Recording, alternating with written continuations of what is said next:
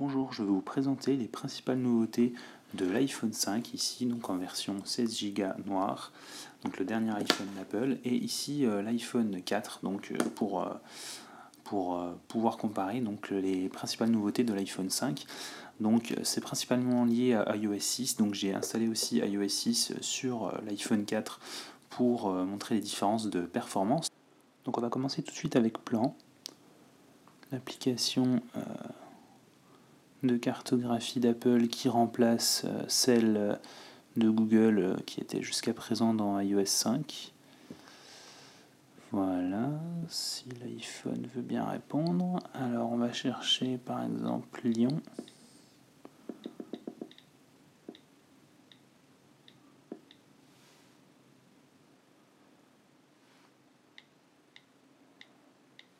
Et donc là les deux appareils sont connectés au même réseau Wi-Fi. Donc on va voir la vitesse de temps de chargement. Voilà, comme on le voit, c'est plus rapide sur l'iPhone 5 que sur le 4, alors qu'ils ont donc la même connexion Wi-Fi. Et on remarque qu'on a par défaut pas les mêmes choses qui s'affichent. On n'a pas exactement le même niveau de zoom sur l'iPhone 4 en fait. Voilà.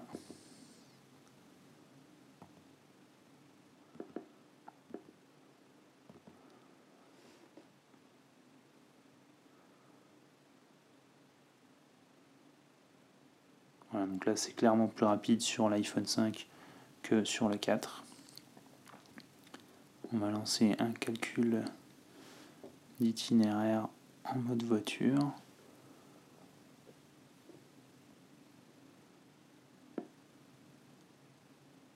Voilà, donc là c'est un peu plus rapide sur le 5 que sur le 4. Démarrage de l'itinéraire vers Lyon. Dirigez-vous vers le sud sur rue des Chênes.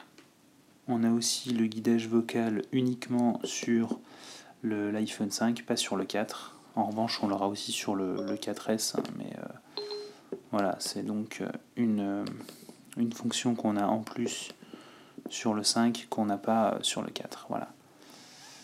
Alors là, je vais donc quitter. Autre chose qu'on a sur l'iPhone 5 et pas sur le 4, c'est le mode 3D. Alors qui ici ne peut pas être activé pour Lyon. Voilà, si on zoome, il peut l'être. Donc là, on a le mode 3D ici sur l'iPhone 5 et on l'a pas sur l'iPhone 4. Donc là, en l'occurrence, voilà, on devrait avoir du coup des bâtiments 3D. Bon, ils sont pas disponibles dans toutes les villes, hein, mais on a cette possibilité alors qu'on l'a pas du tout sur l'iPhone 4. Autre application qui a été revue dans iOS 6, c'est l'appareil photo. Là, on le voit, encore une fois, l'iPhone 5 est plus rapide que l'iPhone 4, mais bon, là, l'iPhone 4S avait déjà beaucoup amélioré les choses.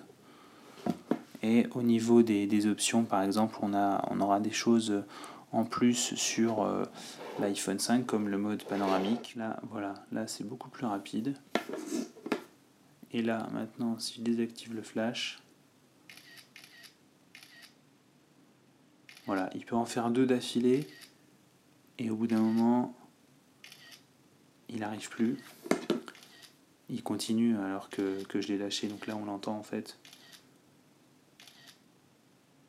Donc il a vraiment un temps en fait. Là, il continue d'appuyer alors que donc je touche plus le smartphone quoi.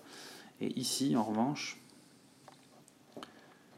si j'en fais plusieurs, voilà, il enchaîne vraiment quoi. Il s'arrête quand j'arrête d'appuyer. Donc là, clairement, il est beaucoup plus performant là-dessus. Et je parle même pas de la qualité des photos. Alors là, je donnerai des exemples sur mon blog parce que là, évidemment, j'ai pris des photos complètement inutiles. Donc on verra pas la différence de qualité. Déjà, on passe de 5 à 8 mégapixels.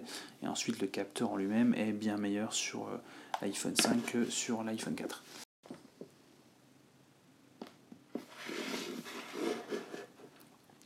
Autre nouveauté d'iOS 6, c'est Passbook, qu'on retrouve cette fois sur les deux smartphones, mais encore une fois il se lance plus vite sur l'iPhone 5 que sur le 4. Donc il s'agit en fait de regrouper toutes vos cartes de fidélité, vos cartes vos bons de réduction, etc. sur l'iPhone. Je ne sais pas si c'est encore très développé en France, mais voilà. Encore une fois, toujours plus vite sur l'iPhone 5 que sur le 4.